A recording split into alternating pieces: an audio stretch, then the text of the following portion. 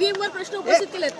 छत्रपती शिवाजी महाराजांचा विचार म्हणजे रयतेचा विचार, सामान्य लोकांचं राज्य या राज्यामध्ये यावं यासाठी अनेक लोकांनी पूर्वीपासून त्याग केलेला आहे। आज सुद्धा लोकशाही टिकण्यासाठी आम्ही सर्वजण प्रयत्न करत आहोत आणि लोकशाहीचा जो पाया आहे ते संविधान आहे।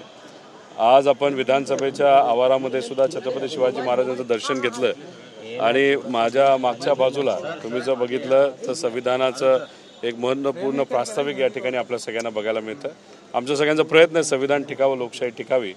आता ईव्हीएम हा विषय आम्ही सर्वजण लढत आहोत। आमचं मत एवढंच आहे की महाराष्ट्रातल्या सामान्य लोकांच्या मनामध्ये ईव्हीएम मशीनबद्दल म्हणजे लोकशाहीबद्दल एक शंका उपस्थित झालेली आहे आणि लोकशाहीमध्ये शंका असणं हे योग्य नाही। नेत्यांच्या मनामध्ये शंका असणं एक विषय झाला, पण सामान्य लोकसुद्धा ईव्हीएमबद्दल आता चर्चा करायला लागलेले आहेत। ती गोष्ट लोकशाहीसाठी योग्य नसल्यामुळे आमची विनंती आहे की जी काय आमच्या मनामध्ये शंका आहे किंवा लोकांच्या मनामध्ये शंका आहे ती कुठेतरी इलेक्शन कमिशनली ही त्याला क्लॅरिफिकेशन हे दिलं पाहिजे। देवेंद्र फडणवीस म्हणतात की हा संपूर्ण जो निकाल आहे तो लवकरात लवकर मान्य केला तर योग्य होईल।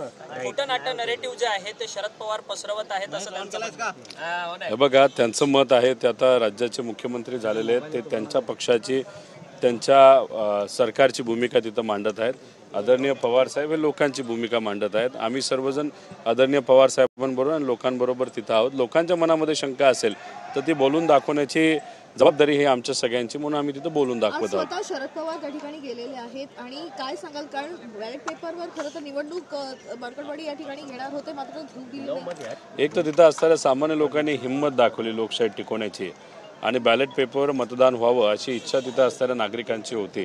याच्याच तिथं जो प्रयत्न तिथं असणाऱ्या नागरिकांनी केला तो कुठेतरी सरकारकडनं पोलीस प्रशासन मोठ्या प्रमाणात तिथं गेल्यामुळे तो हाणून पाडला असं आपल्याला म्हणावं लागेल।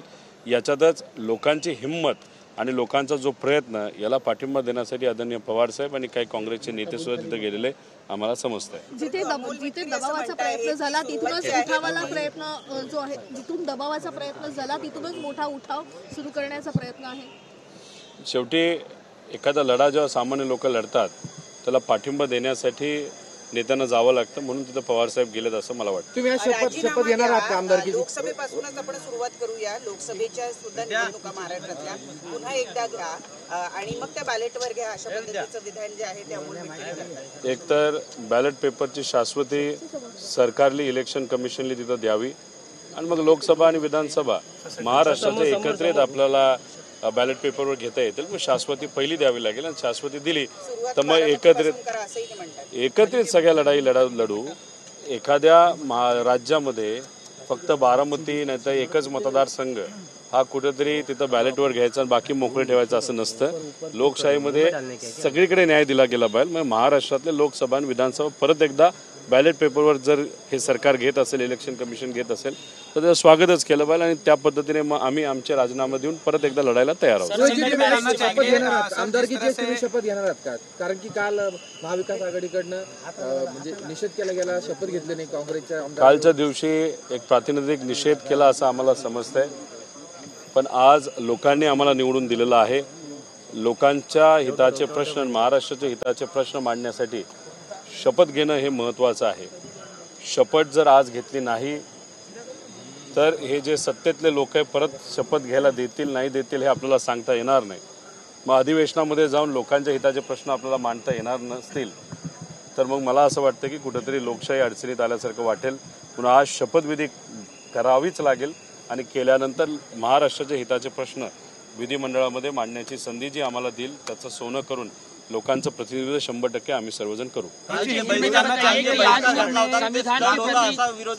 सत्ताधाऱ्यांचा आरोप आहे काय काल जो बहिष्कार घातला होता तो महाविकास आघाडीच्या आमदारांनी शपथविधीवरती तो स्टंट होता असा सत्ताधाऱ्यांचा आरोप आहे असं ते म्हणतात। आता शेवटी कसं आहे की विरोधक जे करतात तो स्टंट, ते जे करतात ते मग त्याला नॅचरल काहीतरी आपल्याला म्हणावं लागेल। म्हणजे कुठेतरी मला असं वाटतं की सत्तेत ठीक आहे, आता सत्ता आली आहे, 4-5 महिने त्यांना तिथं द्यावे लागतील।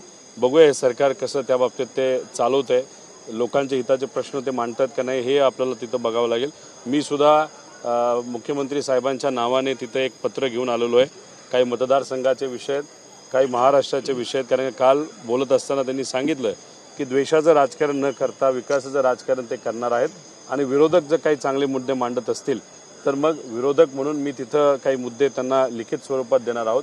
बघू त्या बाबतीत ते काय करतात. संविधान की प्रति आपके हाथ में है, आज शपथ ग्रहण लेंगे. रोहित पवार यांना कुठेतरी रोहित पाटील यांना प्रतोद केलं.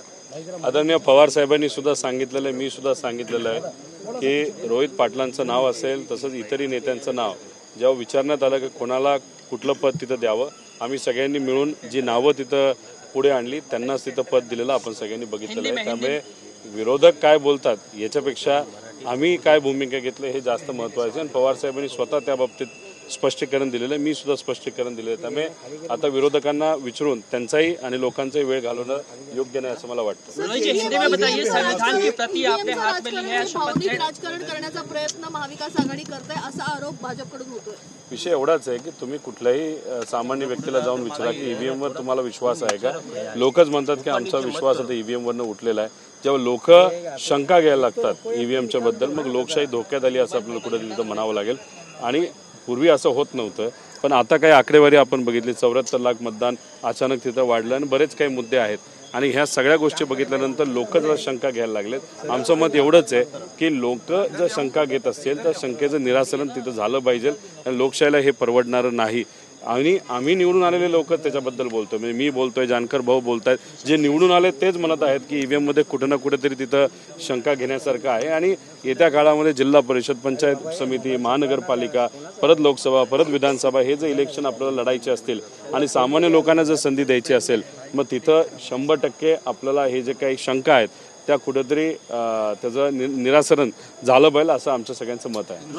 बताइए कि संविधान की प्रति आपने हाथ में ली है, आज जो विपक्ष के नेता है वो शपथ ग्रहण लेने वाले हैं, सत्ता पक्ष से पॉलिटिकल स्टैंड बता रहे हैं. देखो, लोकशाही रहनी चाहिए ऐसा हम सबका कहना है. संविधान ये जो अपना बेस है लोकशाही का, इसको ताकत देनी बहुत इम्पोर्टेंट है और इसी के विचार से हम सब लड़ते हैं. तो आज शपथ विधि का कार्यक्रम है एमएलए का, तो हम सब यहाँ पे आए हैं और वहाँ पे हम दिनेश जी थोड़ा पीछे, महाराष्ट्र के प्रति वहाँ पे शपथ लेंगे. एक सवाल है कि हेडलाइन बन रही है लातूर से आ रही है जहाँ से 100 किसान ऐसे हैं जिनको उसका मुझे एक मोबाइल आ रहा है तो जनरेशन से तो देखो वहाँ पे इन्वेस्टिगेशन करना पड़ेगा, कैसे नोटिस आया, क्यों आया, उसका कारण क्या है, उसका बेस क्या है, वो देखने के बाद ही उस पर कुछ हम कमेंट कर सकते हैं. रोहित जी, कल ममता बनर्जी ने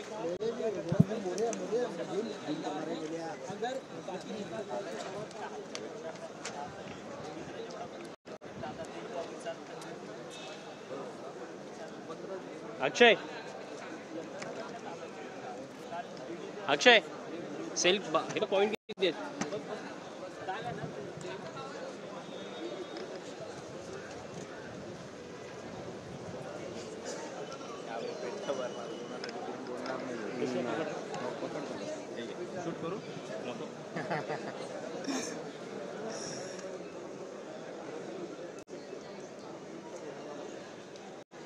आता चलती फक्त ह्यांचे पंकज शेठ कुठे बी पंकज शेठ सगळीकडे हात मारतात इधर